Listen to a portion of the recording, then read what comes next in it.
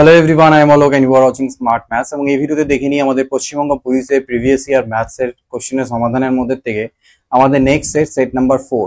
Already 3টে set আমরা করেছি, আজকে দেখছি সেট নাম্বার 4। এই সিরিজটা আপকামিং যে সকল পরীক্ষাগুলো তোমাদের রয়েছে পুলিশের আসবে সেগুলোর জন্য হেল্পফুল হবে। তো আমি এই সিরিজটা কন্টিনিউ করতেই থাকবো যতগুলো প্রিভিয়াস ইয়ারের কোশ্চেন পেপার যতক্ষণ না শেষ হয়ে যাচ্ছে, মানে মোটামুটি লাস্ট 3-4-5 বছরের যে পরীক্ষাগুলো হয়েছে পুলিশের সেগুলোর সবগুলোর কোশ্চেন পেপার নিয়ে। তো চলো দেখে নেওয়া যাক আজকের কোশ্চেনে কি রয়েছে। Question number 1। ভিডিওটা দেখার নিয়ম আমি বলে দিই কিভাবে দেখবে। ভিডিওটা না আমার যদি যখন দেখছো এমনি এমনি জাস্ট খালি দেখো না, জেনারেল অ্যাওয়ারনেসের মতো একটা শুধু পেজ নিয়ে বসবে, এটাকে প্র্যাকটিসের মতো করো। নোট অ্যাট সাচ বানানোর কোনো দরকার নেই, কারণ যা লিখবো সেগুলো পিডিএফ আমি টেলিগ্রামে তোমাদের দিয়ে দেবো। তো সেই জন্যে তোমাদের যেটা করতে লাগবে সেটা হচ্ছে কি, তোমাদের একটা পেজ নিয়ে বসতে হবে। শুধু একটা পেজ নিয়ে বসো। কোশ্চেনটা যখন আমি সামনে আনছি ভিডিও পজ করে নিজে থেকে সলভ করো, বা ভিডিও চলতে চলতে নিজে সলভ করো এবং চেষ্টা করো আমার আগে সলভ করে নেওয়ার এবং তারপরে অ্যান্সার মিলিয়ে নেওয়ার। কোনো নল দিয়ে একটি জলাধারের 1/3 3 মিনিটে খালি করা যায়, 7.5 মিনিটে ওই জলাধারটির কত অংশ খালি করা যাবে? এটা আমাদের কোশ্চেন এখানে বলেছে যে কোন নল দিয়ে একটি জলাধারের 1/3 কিভাবে করবে। দেখো, নর্মাল এক্স ধরে গিয়ে করতে পারো, বাট একটু আলাদাভাবে করার চেষ্টা করি। 1/3 অর্থ কি? 1/3 মানে 3 ভাগের মধ্যে 1 ভাগ। তো কোনো একটা জলাধার বা ট্যাঙ্ক তার 3 ভাগের 1 ভাগ খালি করতে কতক্ষণ সময় লাগছে? 3 মিনিট। তাহলে 7.5 মিনিটে কত অংশ জলাধারটার খালি হবে? ঠিক, কত অংশ খালি হবে? তো আমি এইরকম ভাবে ভাবতে পারি যে স্যার 3 মিনিট টাইম লাগছে, 3 মিনিটে 3 ভাগের মধ্যে 1 ভাগ, মানে আমি যদি জলাধারটাকে 3 লিটার ক্যাপাসিটি বলি তাহলে তার মধ্যে 1 লিটার ফুল হচ্ছে। এটা কিন্তু কি বলতো, এটা মিনিট। তো 3 মিনিটে খালি হচ্ছে স্যার 1 লিটার। 3 মিনিটে যদি 1 লিটার খালি হয় তাহলে 7.5 মানে 7 দুনা 14 আর 15/2 মিনিটে কতটুকু খালি হবে? কতটুকু খালি হবে সেটা বের করবো আগে। কতটুকু খালি হবে, কয় লিটার খালি হবে? তো সেটা মিনিট মিনিট ক্যান্সেল হচ্ছে আমার, 3×5 = 15, 5/2 কত খালি হলো? 5/2। তাহলে কি আমার 5/2 উত্তর? অপশনে তো নাই। কেন নাই? কারণ 5/2 উত্তর নয়। আমি হচ্ছে দেখতে পেলাম 5/2 মানে কি আড়াই, বেসিক্যালি আড়াই লিটার বলতে পারো। ঠিক আছে, গোটা জলাধারটা কত? গোটা জলাধার তো 3 লিটারের, 3 লিটারের মধ্যে আড়াই লিটার খালি হচ্ছে। আড়াই মানে যেটা বেসিক্যালি 5/2 ছিল আর কি। ঠিক আছে, তাহলে এটা কত হয়ে যাবে বলতো? 5 আর 2 নিচে চলে আসলে 6, 5/6 অংশ খালি হবে। ক্লিয়ার? তো এটা হয়ে যাচ্ছে আমাদের এখান থেকে উত্তর। নেক্সট দেখো, এ বি এবং সি একটা যৌথ ব্যবসার, একটা পার্টনারশিপ বিজনেসের কোশ্চেন। এটা যৌথ ব্যবসার কি এরা অংশীদার।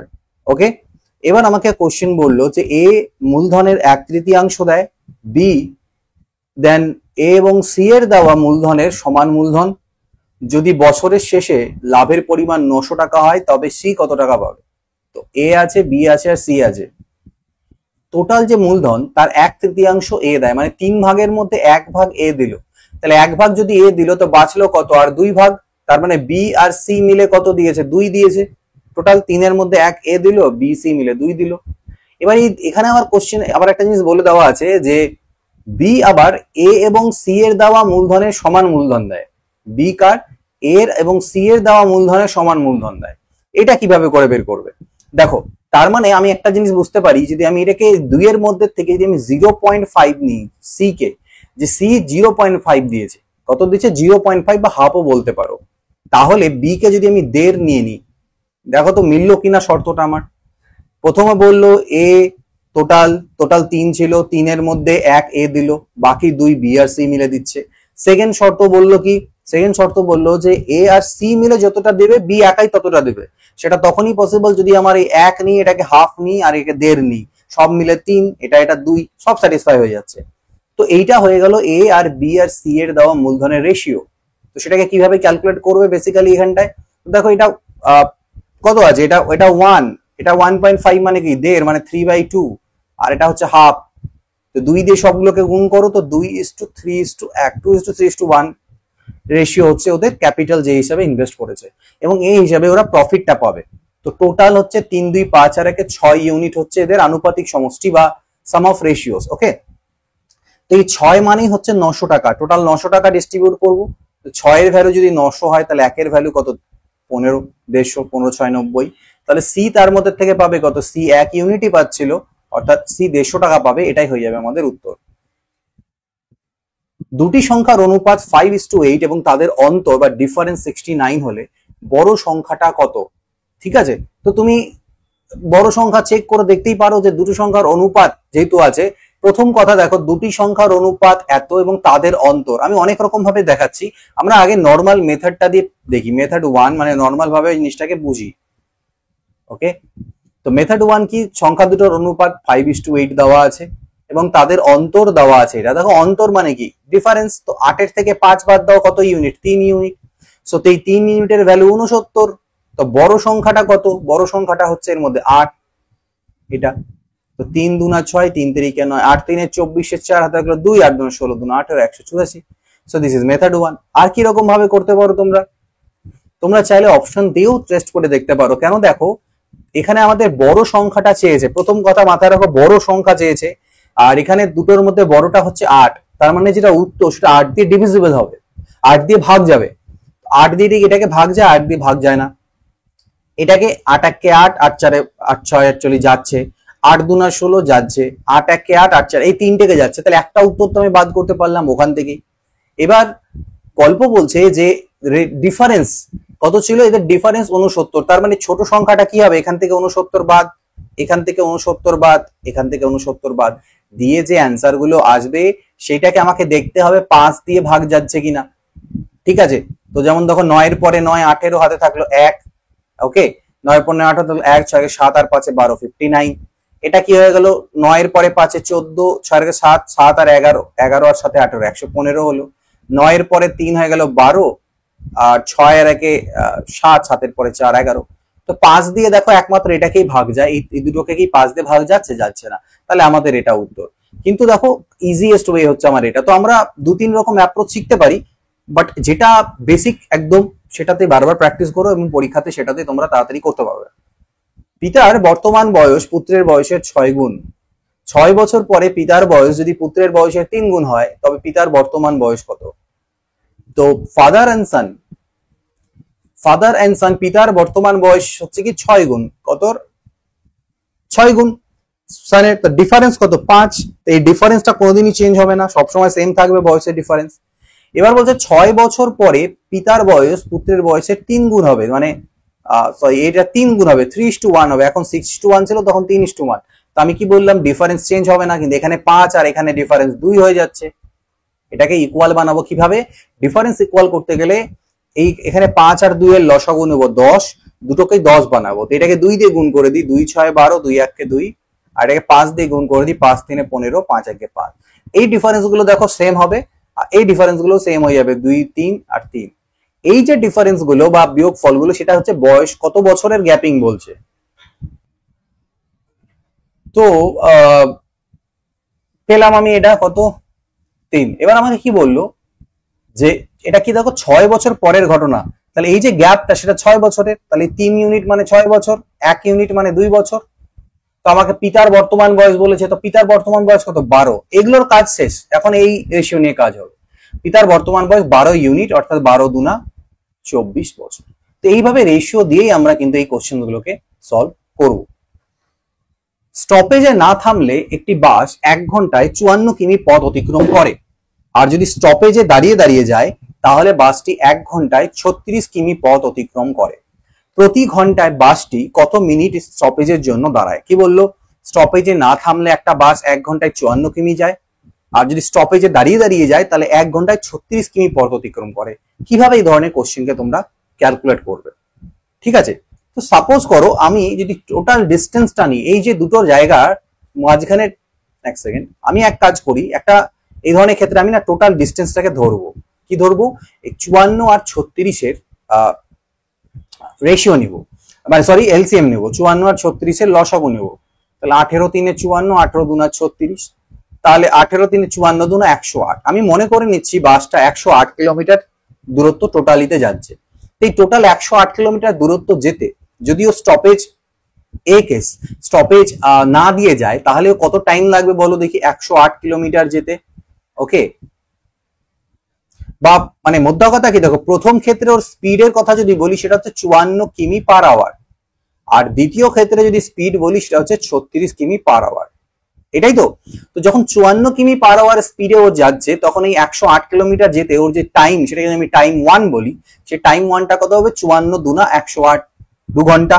আর যখন 36 এর স্পিডে যখন যাচ্ছে তখন এই স্পিডটা মানে এই ডিস্টেন্সটা যেতে ওর লাগবে টাইম 2 মানে 36 3 108। ওকে, তো প্রথম ক্ষেত্রে ওর টাইম লাগছে 2 ঘন্টা, পরের ক্ষেত্রে 3 ঘন্টা, অর্থাৎ অতিরিক্ত 1 ঘন্টা ওর কিন্তু টাইম লাগছে রাস্তাতে অতিরিক্ত। এবার তো আমাকে ওটাই কোশ্চেন করেছে যে তাহলে বাসটা থামছে কতক্ষণ স্টপেজের জন্য, কত মিনিট স্টপেজ, প্রতি ঘন্টায় কয় মিনিট করে থামছে। তাহলে আমি দেখছি অ্যাকচুয়ালি তো যদি কোথাও স্টপেজ না দিত তাহলে ও বেটা 2 ঘন্টায় পৌঁছে যেত। স্টপেজ দিচ্ছে বলে 3 ঘন্টা, অর্থাৎ 1 ঘন্টা অতিরিক্ত লাগছে। এই 1 ঘন্টা তার মানে রাস্তায় দাঁড়াচ্ছে, 1 ঘন্টা দাঁড়াচ্ছে কত ঘন্টায়? টোটাল 3 ঘন্টার মধ্যে ও 1 ঘন্টা দাঁড়াচ্ছে। টোটাল টাইম যে 3 ঘন্টা লেগেছিল সেই 3 ঘন্টার মধ্যে কিন্তু ও 1 ঘন্টা দাঁড়িয়েছে। এই 1 ঘন্টার যা ওর দাঁড়ানোর যায় দিয়ে, তো 3 ঘন্টায় যদি 1 ঘন্টা করে দাঁড়ায় তাহলে প্রত্যেক ঘন্টায় কত দাঁড়াবে? সেটাই 1/3। 3 ঘন্টায় 3 দিয়ে ভাগ করে দিতে লাগবে। তো এইটাকে আমি মিনিটে কনভার্ট করে দিই, এটা তো ঘন্টা আছে, এটা মিনিটে কনভার্ট করে দিই, তো সেটা আমাদের চলে আসবে 20 মিনিট। অর্থাৎ প্রত্যেক ঘন্টায় ও 20 মিনিট করে স্টপেজ দিচ্ছে। ওকে, নেক্সট দেখো, যদি 517 স্টার 324 সংখ্যাটি 3 দ্বারা পুরোপুরিভাবে নিঃশেষ মানে পুরোপুরিভাবে বিভাজ্য একটি সংখ্যা হয়, স্টারের স্থানে ক্ষুদ্রতম সংখ্যা কত বসবে? তো 3 দ্বারা ডিভিজিবিলিটি রুল কি? সব ডিজিট সাম করলে বা অঙ্কগুলো সমষ্টি করলে যে সংখ্যাটা পাওয়া যায় সেটা যদি 3 দিয়ে ভাগ যায় তাহলে গোটা সংখ্যাটাও 3 দিয়ে ভাগ যাবে। তো আমি এখানে দেখছি 4 আর 2 6 আর 3 এর 9। আরেকটা জিনিস আছে, এই যে যোগ যখন করতে যাচ্ছি আমি, তখন যখনই যোগফলটা 3 বা 9 চলে আসবে আমি সেটাকে বাদই করে দেবো। টোটাল সমষ্টিতে এনে সংখ্যাটাকে বড় করার কোনো দরকার নেই।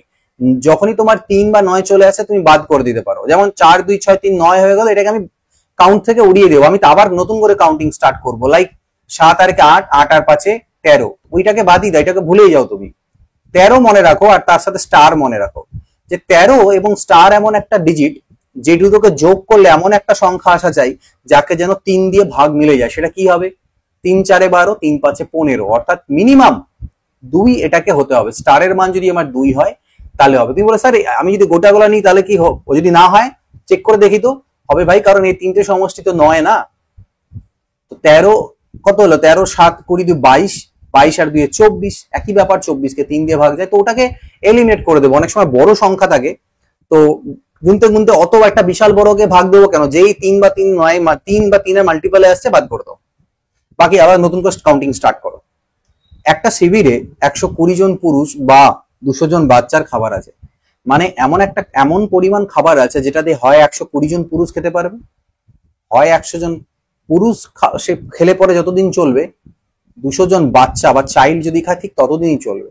তাহলে আমি M/C যদি বের করি, 200/120 বা 4 5 20, 4 3 12, অর্থাৎ একজন পুরুষ 5 ইউনিট করে খাবার খায় আর একজন চিলড্রেন বা চাইল্ড সেখানে 3 ইউনিট করে খাবার খায়, ঠিক আছে, প্রতিদিনে। তো যদি 150 জন বাচ্চা খাবার খেয়ে নিয়ে থাকে, কতজন বলতে 150 জন অলরেডি খাবার খেয়ে নিয়েছে। আচ্ছা, টোটাল খাবার কত? টোটাল খাবার এই দুটোর মধ্যে যে কোনো একটা জায়গায় এই ভ্যালুগুলোকে পুট করে দাও। লাইক সি এর মান 3, 20 3 600, 600 ইউনিট হচ্ছে টোটাল খাবার। এবার বললো যে 150 জন বাচ্চা খাবার খেয়ে নিয়েছে অলরেডি, তো একজন বাচ্চা তো 3 ইউনিট করে খেতে পারে, তাহলে 150 জন মানে 450 ইউনিট খাবার অলরেডি কিন্তু শেষ। তাহলে বাঁচলো কত? আমার কাছে 150 ইউনিট খাবার আছে। তো বলছে এই খাবারটা দিয়ে কতজন পুরুষ খেতে পারবে? তো একজন পুরুষ খেতে পারে কত? 5 ইউনিট ওর খেতে পারে, মানে 5 ইউনিট লাগে মিনিমাম আর কি। তার মানে 30 জন পুরুষই কিন্তু খেতে পারবে। ওকে, বাকিদেরকে যদি থাকে কেউ ভোকাস হতে হবে। নিম্নলিখিত সমীকরণে এক্স এর স্থানে কি বসবে? এক্স এর স্থানে কি বসবে? খুবই ইজি। দেখো বেসিক্যালি এখানটায় তুমি কি করতে পারো, 4 4 গুণ করো, দেখো হবে 16x এর স্কোয়ার। এদিকে কি আছে? √162 আর √128। তো দুটোই রুট, একটা রুট লিখবো, তার ভিতরে 162 ইন্টু 128 হবে। কারণ দেখো করণীর নিয়ম বলে √x ইন্টু √y যদি থাকে that is equal to √xy হয়। ওকে, সো এবার এখানটায় গুণ করতে যাবে নিশ্চয়ই না, এটাকে দেখো তুমি ভাঙার চেষ্টা করো। দেখো 2 দিয়ে করলে 2 81, আর এটাকে দেখো 64 ইন্টু 2 128, তাই তো? দেখো দুটো 2 এর আর দরকার নেই, দেখো দুটো 2 এর জন্য একটা 2 বাইরে চলে আসবে, মানে 2 2 4, 4 এর বর্গমূল করলে 2, 81 এর বর্গমূল 9 আর 64 8, সেটাই হলো 16x এর স্কোয়ার। তো তো 8 দুনা 16, 16 আবার ভ্যানিশ। এক্স স্কোয়ারের মান যদি 9 হয় তাহলে এক্স এর মান কি হবে √9, অর্থাৎ দ্যাট ইজ ইকুয়াল টু 3। তো এটার অ্যান্সার কত 3 চলে আসলো। এখান থেকে আমাদের এটা সিম্পলিফিকেশন আছে, সরল করতে হবে, ইজিলি তোমরা করতে পারবে। 625 এর বর্গমূল 25 বাই 11 হয়, এটা 14 হলো, এটা 5 হয়ে গেল, এটা 44 হলো, আর এটা হলো কত 14। তো আমাদের কাটাকাটি করতে হবে, 14 14 কাটছে, 11 4 44, 5 5 25, 5 4 20। So this is our answer. Okay, next দেখো 100 ঘন ডেসিমিটার সমান সমান কত ঘন মিলিলিটার হয়। আচ্ছা, এর জন্য তোমাদের যে ইউনিটের যে লাইনটা সেটা মনে রাখতে হবে, কিলো হেক্টো ডেকামি ডেসি সেন্টিমিলি। এটা যদি মনে থাকে তাহলে না ভুল হবে না কোনো সময়। Kilo hecto deca deci, kilo hecto deca deci centi milli, ঠিক আছে। তো এবার আমাদের কি বলছে, ঘন ডেসিমিটার থেকে কিসে ঘন মিলিমিটারে, মানে মোদ্দা কথা ঘন মানে কিউব, কিউব মানে হাজার, সেটা মনে রাখো। 10 10 100 10 হাজার, হয় ভাগ দেবো নয়তো গুণ দেবো। এবার কি দেখো, বড় ইউনিটের থেকে যদি ছোট ইউনিটে আসি তাহলে আমরা গুণ দিই, আর যদি ছোট ইউনিট থেকে বড় ইউনিটে যাই তাহলে আমাদেরকে ভাগ দিতে লাগে। তো এবার এখানে গল্পটা কি দাঁড়াচ্ছে, আমরা ডেসিমিটার থেকে মিলিমিটারে আসছি। তো কিলো হেক্টো ডেকা, ডেকা এটা দেশি, হ্যাঁ দেশি।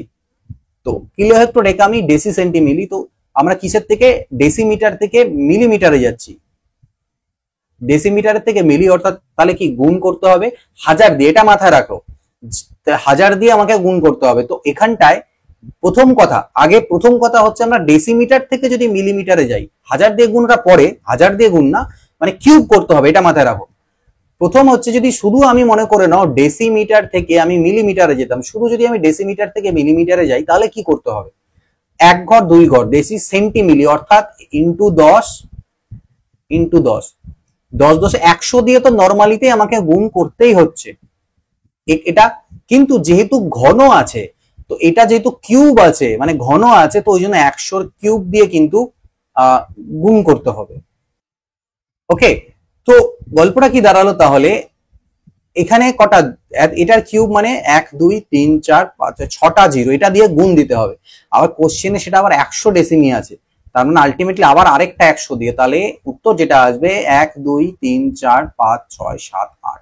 বাট অপশনে কোথাও এটা নেই, তো এটার যদি অ্যান্সার আমি বলি তাহলে এটার অ্যান্সার হবে একের পিছনে 1 2 3 4 5 6 7 8। So this will be the answer. Next দেখো, 5টি পাম্প দিনে 8 ঘন্টা কাজ করলে 30 দিনে একটি জলাধার শূন্য হয়।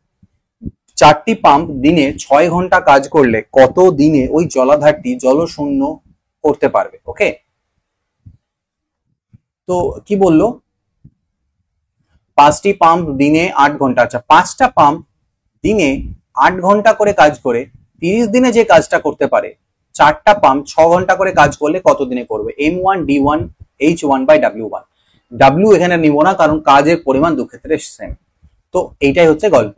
এখানে জাস্ট কাটাকাটি করো, 6 5 এ 30 কাটো, 4 2 এ 8 কাটো, 5 5 এ 25 দুনা 50, তাহলে 50 হয়ে যাবে আমাদের উত্তর। স্বামী স্ত্রী ও সন্তানের 3 বছর আগের গড় বয়স 27 ছিল এবং স্ত্রী ও সন্তানের 5 বছর আগে গড় বয়স 20 ছিল। স্বামীর বর্তমান বয়স কত? এটা মনে করো প্রেজেন্ট, প্রেজেন্টের থেকে 3 বছর আগে কি বললো, গড় বয়স কত ছিল 27 ছিল কার, স্বামী স্ত্রী সন্তান, তো 3 জনের। তো 3 জনের 27 হলে টোটাল কত, 27 3 81 বছর বয়স ছিল 3 জনের টোটাল। আবার বলছে স্ত্রী আর সন্তানের 5 বছর আগে, মানে এখান থেকে আরো 2 বছরের দিকে চলে আসো, তাহলে টোটাল 5 বছর আগে যে ঘটনাটা ছিল কি ছিল, স্ত্রী এবং সন্তানের গড় বয়স ছিল 20, তাহলে দুজনের 20 মানে 20 দুনা 40 টোটাল। এইবার দেখো তুমি আমাকে বলো যে এখানে কার, স্ত্রী আর সন্তানের কথা বলা হয়েছে, তো এখান থেকে এখানে যখন আসবে তখন স্ত্রীর বয়স কত বাড়ছে, 2 বছর বাড়বে, সন্তানেরও 2 বছর বাড়বে, 2 আর 2 4। তো এই যে 81 আছে তার মধ্যে থেকে এখানে আরো কি হবে, 4 12 মানে 44, স্ত্রী আর পুত্রের বা সন্তানের যে বয়স এই 81-র মধ্যে সেটা কত 44, সেটা বাদ করে দিই। 4 এর পরে 7 11, 4 আগে 5, 5 এর পরে 3 আর 37। এইটা কি হয়ে গেল, এটা কিন্তু হয়ে গেল কার, স্বামীর বয়স কবে 3 বছর আগে। তো স্বামীর বর্তমান বয়স যদি বলি তাহলে এখান থেকে আরো আমাকে 3 অ্যাড করে দিতে হবে, অর্থাৎ স্বামীর বর্তমান বয়স আমি 40 পেয়ে যাব। কত বছরে 450 টাকার বার্ষিক 4.5% হারে সরল সুদ 81 টাকা হবে। টাইম বের করতে বলেছে। দেখো 450 টাকার 4.5%, এটা যদি বের করি এটা 1 বছরের সুদ, তাহলে 81 টাকা এত টাকা সুদ হয় 1 বছরে, তাহলে 81 টাকা সুদ কত বছরে হবে? 81 কে ভাগ দিয়ে দাও ওটা দিয়ে, এই 100টা কি আলটিমেটলি উপরে যাবে। এখান থেকে পয়েন্ট তুলো, আরেকটা জিরো আসলো উপরে, একটা জিরো কাটো, 9 5 45, 9 9 81, 9 5 45, 5 5 25, 4 100, 4 চলে আসলো আমাদের অ্যান্সার। 11 জনের একটা ক্রিকেট কি আছে টিমের, ক্যাপ্টেনের বয়স 33 বছর, উইকেট কিপার তার থেকে 3 বছরের বড়, ক্যাপ্টেন 33, উইকেট কিপার 36। ওকে, যদি এই দুজনের বয়স টিমের মোট বয়সের থেকে বাদ দেওয়া হয়, তবে অবশিষ্ট টিমের গড় বয়স মোট টিমের গড় বয়সের থেকে 1 বছর কম হবে। টিমের গড় বয়স কত? টোটাল টিমে কতজন থাকে? 11 জন থাকে। এই যে 2 জন হয়ে গেল, তার মানে কি 9 জন বাঁচলো। আর আমাকে কি বলছে, যখন এদেরকে আমি বাদ দিয়ে দেব, তখন যে 9 জন বাঁচবে তাদের যে গড় বয়স, কি বলছে, মোট টিমের যে গড় বয়স তার থেকে 1 বছর কম হবে। ঠিক আছে, মোট, তো মনে করে নাও, সাপোজ করে নাও যে এদের যে গড় বয়সটা হচ্ছে এক্স, আর মোট টিমের যদি গড় বয়স বলি সেটা, আচ্ছা কি বললো, অবশিষ্ট গড় 1 বছর কম হয়, তাহলে এটা এক্স, তাহলে এটাকে এক্স প্লাস 1। দেখো, টোটাল টিমের বয়স গড় যদি এক্স প্লাস 1 হয়, তাহলে সমষ্টি এটা, আর 9 জনের গড় বয়সটা বলছে এর থেকে জাস্ট 1 কম, তাহলে এইটা। তো এই দুটো যদি বিয়োগ করা যায়, দুজনের এই টোটাল, তো এটাও সমষ্টি বাদ দিলে কাদেরটা পাওয়া যাবে? এদের দুজনের সমষ্টি পাওয়া যাবে। 6 আর 3 9, 3 আর 3 6 69। তাহলে আমি পাচ্ছি 11x প্লাস 11, তার থেকে 9x বাদ, that is equal to 69। Okay, that is equal to 69। এইবার কি আসলো গল্পটা, তো আমি এখানে পেয়ে গেলাম 2x, এটা হয়ে গেল 88, তাই না? সরি, 88 কেন বলি, 11 থেকে 9 চলে গেল 2, 1 বাদ গেলে হবে 8, আর এখানে হয়ে গেল 5, তাহলে x এর মান হয়ে গেল 29। তো আমাকে কি বের করতে বলেছে? টোটাল টিমের গড় বয়স কত। টোটাল টিমের গড় বয়স তো ছিল আমার x প্লাস 1, অর্থাৎ 30। তো এটা হয়ে যাবে অ্যান্সার। একটি ছাত্র কোনো একটি সংখ্যাকে 5/3 এর জায়গায় 4/3 দিয়ে গুণ করলো, ভুলের পার্সেন্টেজ। তো এই ধরনের কোশ্চেনে কি করি আমরা, নিচের যে 3 আর 3, তো 3ই আছে, তার লসাগু নেই আমরা, বেসিক্যালি সংখ্যাটাকে ধরে নিই। সংখ্যাটাকে আমি কি নিলাম, তো ওকে গুণ করতে হতো 5/3 দিয়ে, কারেক্ট অ্যান্সার হতো আমার 5, কিন্তু ও ভুল করে কি করেছে, 4/3 দিয়ে গুণ করেছে, তার মানে কারেক্ট রং অ্যান্সার 4 আসছে। ভুলের পরিমাণ কত? 1। তাহলে ভুলের পরিমাণ divided by correct answer into 100%, এটাই হচ্ছে পার্সেন্টেজ এরর বা শতকরা ভুল, 20%। নেক্সট দেখো, একটি গাড়ি তার প্রকৃত গতিবেগের 1/4 অংশ গতিতে 42 কিমি পথ 1 ঘন্টা 40 মিনিট 48 সেকেন্ড অতিক্রম করলো। গাড়িটির প্রকৃত গতিবেগ কত? ঠিক আছে, তো প্রকৃত গতিবেগ যাই ছিল তার 1 ভাগ অংশ গতিতে। তাহলে আমি মোদ্দা কথা, আগে তো গতিটা 1 মানটা পেয়ে যাবো, এখান থেকে 1 মান পেয়ে যাবো, সে গতিটা কত, যেটাতে ডিস্টেন্স করেছে কত, 42 কিলোমিটার পথ গেছে। আমাদের কিমি প্রতি ঘন্টায় বের করতে হবে, তো 42 কিমি পথ গেছে কতক্ষণে, 1 ঘন্টা 40 মিনিট 48 সেকেন্ডে। ঠিক আছে, অনেক পিছিয়েছে। তো দেখো, এক কাজ করি, আমি আপাতত না সেকেন্ডে কনভার্ট করে নিচ্ছি, নাহলে এমনি পয়েন্ট বসাতে এখানে ঝামেলা হতে পারে। তো দেখো, সেকেন্ড যদি আমি করি কনভার্ট, কি হবে দাঁড়াও, আমি 1 ঘন্টা মানে কি 60 মিনিট আর 40, 100 মিনিট, 100 মিনিটকে যদি আমার সেকেন্ডে কনভার্ট করতে হয়, তাহলে 60 দিয়ে গুণ করে 48 যোগ করে দিতে লাগবে। তো কত হয়ে যাবে, 6048। তার মানে দেখো, এত সেকেন্ডে টাইমেও এত কিলোমিটার পথ গেছে। এটাই হচ্ছে যে ডিভাইড করলাম না, এটা আমার আসলো কিলোমিটার প্রতি সেকেন্ড আসলো বেসিক্যালি। ঠিক আছে, তো কিলোমিটার প্রতি সেকেন্ডে আমার স্পিডটা আসলো, কিন্তু আমাকে চেয়েছে কিলোমিটার প্রতি ঘন্টায়। যাই হোক, এইটা কিসের মান, এইটা কিন্তু এই 1 এর মান, অ্যাকচুয়াল গতি না, অ্যাকচুয়াল গতির 1 এ গেছে, এটা হচ্ছে 1 এর মান। তো 1 এর মান যদি এটা হয়, তাহলে 4 এর ভ্যালু কত, সেটাই হবে অ্যাকচুয়াল গতি। কিন্তু এই গতিবেগটা আমার কিসে আসছে, মিটার বাই মানে কিলোমিটার বাই সেকেন্ডে, আমার ঘন্টা দরকার। তো যেরকম আমি এখানে গুণ করেছিলাম, এটাকে আমি আরেকটা, কিন্তু এই গোটাটাকে যদি ঘন্টাটাকে আমি কিসে আনবো, সরি সেকেন্ডকে আমি কিসে আসবো, ঘন্টা মিনিট, সেকেন্ডকে ঘন্টা আনবো, তাহলে 3600 দিয়ে ভাগ দিতে লাগবে। তো সেই 3600টাকে আমি উপরেই করে দিলাম। ঠিক আছে, যাতে এই ফ্র্যাকশনের ঝামেলাগুলো না থাকে। তো এখান থেকে আমাকে এটা ক্যালকুলেট করতে হবে, যেটা অ্যান্সার আসবে সেটাই আমাদের এখানে চলে আসার কথা। দেখা যাক কি আসে। তো প্রথমে আমি 4 দিয়ে এটাকে গাড়ি, দেখো 4 15 60, 4 12 48, ওকে। 3 দিয়ে কাটলে 3 5 15, 0 3 4 12, 3 দিয়ে 3 14 3 42, 14 3 42 আর এটা কাটা যাবে। 7 2 14, 7 7 49, 7 2 14, 2 36 72 আর 36 ইন্টু 100, তাহলে 100 আমাদের অ্যান্সার চলে আসলো। নেক্সট দেখো আমাদের কি দেওয়া আছে, এইটা এক্স এর ভ্যালু কত। তো বোথ সাইডে যদি আমি হোল স্কোয়ার করে দিই, বোথ সাইডে যদি আমি হোল স্কোয়ার করি তাহলে আমি পাবো 0.0169x, okay, is equal to 13 square হয়ে এদিকে স্কোয়ার হয়ে যাবে 169। x ইজ ইকুয়াল টু কি দাঁড়াবে 169 ডিভাইডেড বাই এই জিনিসটা মানে অ্যাকচুয়ালি 169ই পয়েন্টের জন্য নিচে যেগুলো আসে 100 গুলো সেটা উপরে চলে যাবে, মানে 1 1 2 3 4, এক্সটাকে আবার ওর মধ্যে নিও না, এটা গুণ আছে। তো পয়েন্টের পরে 1 2 3 4টা, 1 2 3 4টে জিরো, তাহলে একের পিছনে 1 2 3 4টা জিরো, এইটা হয়ে যাবে আমাদের উত্তর। 1018 সঙ্গে নিম্নলিখিত কোন সংখ্যাটি যোগ করলে যোগফল 23 দ্বারা ভাগ চলে যাবে। 23 দিয়ে ভাগ যেতে লাগবে, তো আমি আগে 1018 কে ভাগ দেওয়ার ট্রাই করি। 23 4 92, 23 4 92, বাঁচলো কত ভাই, বাঁচলো হচ্ছে 6। দেখো 6 এক্সট্রা আছে, কিন্তু আমার বলছে কত যোগ দিতে হবে, বিয়োগ যদি বলতো আমি 6 বিয়োগ করে দিতাম, কিন্তু এটাকে 23 দিয়ে ভাগ মিলতে গেলে কি 23 4 92 না করে যদি আমি 23 5 115 করতাম, মানে এই দুটোর বিয়োগ করো কত হয় 17। যদি এখানে আমার আরো 17 থাকতো তাহলে তো আমি 23 4 92 না করে 23 5 115 করতাম, মিলে যেত। অর্থাৎ আমাকে কি বলছে 17 মিনিমাম, আচ্ছা মিনিমাম 17 যোগ করলে কিন্তু ঘটনাটা ঘটছে, কিন্তু ওরা মিনিমাম বলেনি, এখানে 4টা অপশন দিয়েছে, এর মধ্যে কোনটা যোগ করলে, তো আমাকে সেটা দেখতে লাগবে যে কোনটা যোগ করলে হচ্ছে। তো আমি যদি অপশনের হেল্প নিই, দেখো প্রথম কথা 20 যদি নাও এখানটায় 26, 26কে কি 23 দিয়ে ভাগ যায়, যায় না। 40 যদি নাও 46, 23 দুনা 46, ভাগ চলে যাবে। 50 নিলে 56 যায় না, 30 নিলে 36, এটাও যায় না। তো 40 যদি একমাত্র এখানে ওরা বলছে যেটা অ্যাড করি, তাহলে 46 23 দুনা 46 মিলে যাবে, ঠিক আছে, তো এটা অ্যান্সার। কোনো একটি নির্বাচনে দুটি প্রার্থীর মধ্যে একজন মোট বৈধ ভোটের 60% পান, ওই নির্বাচনে 1/6 ভোট বাতিল হিসাবে গণ্য করা হয়। যদি মোট ভোটারের সংখ্যা 600 হয় তবে অন্য প্রার্থী মোট কতগুলো বৈধ ভোট পেয়েছিল। যেহেতু মোট ভোটার 600 দেওয়া আছে, আমি এখান থেকে ক্যালকুলেশন স্টার্ট করব। এর মধ্যে থেকে 1/6 মানে 600 1/6 মানে 100 ভোট বাতিল, তার মানে বাঁচলো কটা 500 ভোট, 500 বৈধ ভোট, ভ্যালিড ভোট। এই 500 ভোটের মধ্যে একজন প্রার্থী 60%, একজন 60 পেলে একজন কি 40 পাবে।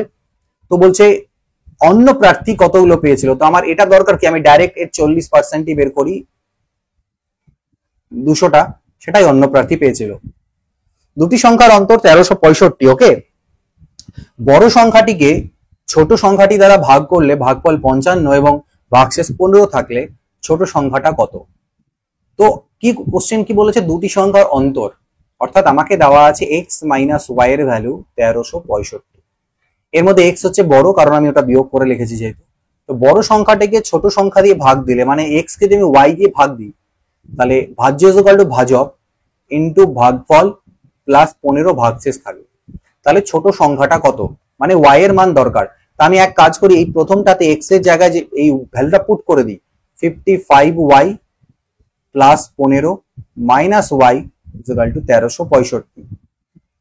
তাহলে এটা কত হবে 54y হয়ে যাবে, বাদ গেলে পরে 15 বাদ গেলে হয়ে যাবে 1350, ঠিক আছে। তো এটা যে আমি নিচে নিয়ে আসি 54 কে, দেখা যাক তো কাটা যায় কিনা। 9 দিয়ে 9 6 54, 9 1 কে 9, 9 5 45, 25 6 150, তো 25, এটা আমাদের অ্যান্সার চলে আসবে। নেক্সট দেখো বলছে ক্ষুদ্রতম পূর্ণবর্গ সংখ্যাটি নির্ণয় করো যা এই তিনটে দ্বারা ডিভিজিবল হবে, অর্থাৎ পারফেক্ট স্কোয়ারও হতে হবে, আবার তিনটে দ্বারা বিভাজ্য হতে হবে, আবার ক্ষুদ্রতম হতে হবে। তো আমরা আগে ক্ষুদ্রতম সেই সংখ্যাটা বের করি যেটাকে তিনটে দিয়ে ভাগ যায়, সেটা কি হয়, এদের এলসিএম বা লসাগু।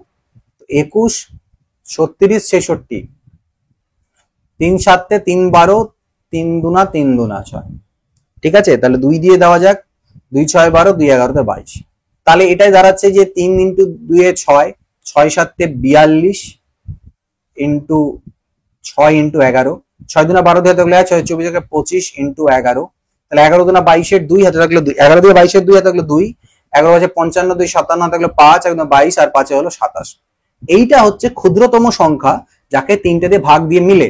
কিন্তু এটা কি পূর্ণবর্গ, পারফেক্ট স্কোয়ার? না, পারফেক্ট স্কোয়ার না। কেন? দেখো এই সংখ্যাটা তৈরি হলো কিভাবে, একটা 3, আচ্ছা 6 কে ভাঙলেও তো আবার 3 ইন্টু 2 হয়, তার মানে দুটো 3 আছে গুণ 3 এর স্কোয়ার, দুটো 2 আছে 2 এর স্কোয়ার, ভালো কথা।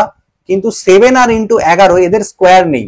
প্রত্যেকটা ডিজিটের বা ছোট ছোট মৌলিক সংখ্যার স্কোয়ার থাকতে লাগবে, তাহলে পরে সেটা পূর্ণবর্গ হবে গুণফলে। অর্থাৎ এখানে যদি আরেকটা 7 দিয়ে গুণ করে দেওয়া যায় এবং আরেকটা 11 দিয়ে গুণ করে দেওয়া যায়, মানে 77 দিয়ে গুণ দেওয়া যায়, তাহলে সেই জিনিসটা পূর্ণবর্গ হয়ে দাঁড়াবে। এবার তোমাদের কাজ হচ্ছে এটাকে 77 দিয়ে, অর্থাৎ আমি এটাকে 70 প্লাস 7 দিয়ে গুণ করে নিই। এক সেকেন্ড। তো 0, 7 দুনা 14, 4 থাকলো 1, 7 7 49 থাকে, 50 থাকে 5, 7 7 49 আর 5 54 আর থাকলো 5, 7 দুনা 14 আর 5 19। এবার আবার কি 7 দিয়ে গুণ করবো না? এটাই তো আছে না, তো আমি এখানে বসে দিই 19404, জাস্ট এই দুটোকে যোগ করে দাও, তাহলে 444 আর 9 আর 4 13, 3 আর থাকলো 1, 19 আর 20 আর 21, 21 34 44। কোথায় আছে ভাই? থাকে যা 21 34 44, এটা হচ্ছে উত্তর। এক ফল বিক্রেতার কাছে কিছু আপেল ছিল, সে 40% আপেল বিক্রি করার পর 30টি আপেল তার কাছে থাকলে প্রথমে কত ছিল? তা যেটা পড়ে আছে 60%, তার ভ্যালু হচ্ছে 30 আপেল। 60% এর ভ্যালু যদি 30 হয়, স্টার্টিং এ 100% ছিল, তার মান কত? তো তার মান হবে 50টা। স্টার্টিং এ তার কাছে 50টা ছিল।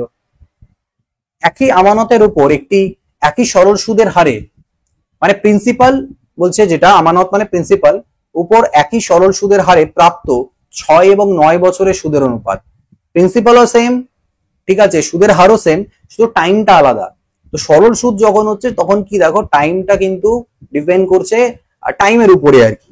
যা সুদ হবে তার রেশিও, টাইমের যা রেশিও হবে তাই হবে। মানে মধ্য কথা, প্রথম ক্ষেত্রে সুদ কত?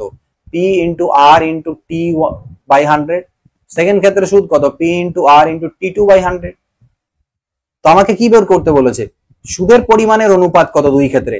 তো দুইটা সুদের অনুপাত করতে গেলে এই পার্টগুলো তো কাটাই যাবে। টি1 আর টি2 যেটা অনুপাত, সুদেরও তাই অনুপাত, অর্থাৎ টাইমের অনুপাত ইজ ইকুয়াল টু 3 দুনা 6 2:3, সেটাই হচ্ছে সুদের অনুপাত। নেক্সট দেখা যাক, মান নির্ণয় করতে বলেছে এটা। তো অনেকেই নর্মালি ক্যালকুলেট করতে পারো, এমনিও লসাগু করে নিয়ে করতে পারো, মানে ক্যালকুলেশন করতে তো হবে। লসাগু বেসিক্যালি কি দেখো, 3 1 কে 3, 3 থেকে 1 চলে গেলে দ্যাট উইল বি 2/3। কি হবে? 2/3।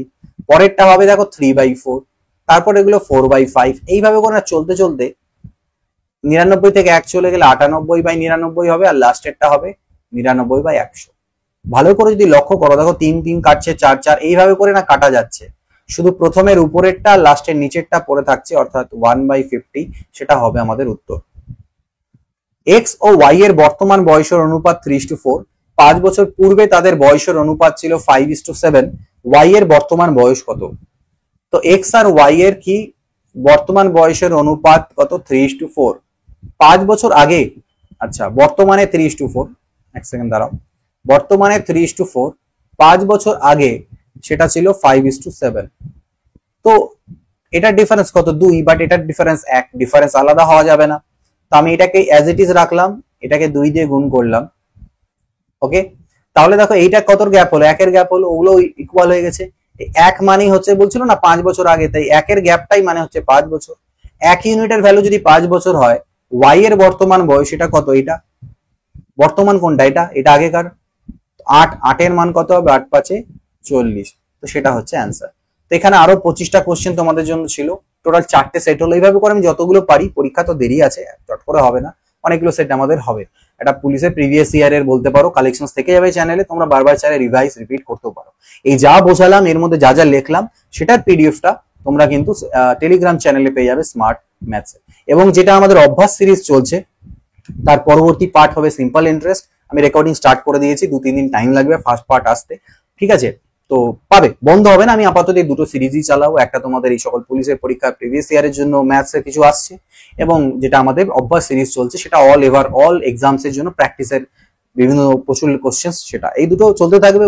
উইকে একটা দুটো তিনটা করে ভিডিওস আমি প্রোভাইড করতে থাকবো এই চ্যানেলে। এই ভিডিওতে এইটুকুই, পরবর্তী ক্লাসে দেখা হবে। Good bye, take care, always keep practising.